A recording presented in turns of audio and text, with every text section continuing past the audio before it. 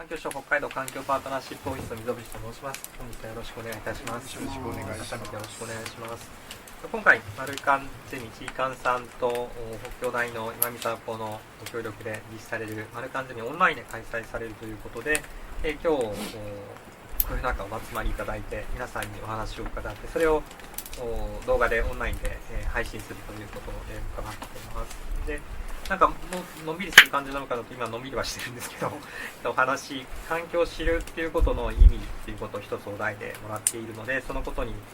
皆さんとお話伺って、で私一応わからないなりに振りをしてるんですけど、それぞれ何か聞きたいこと聞いて、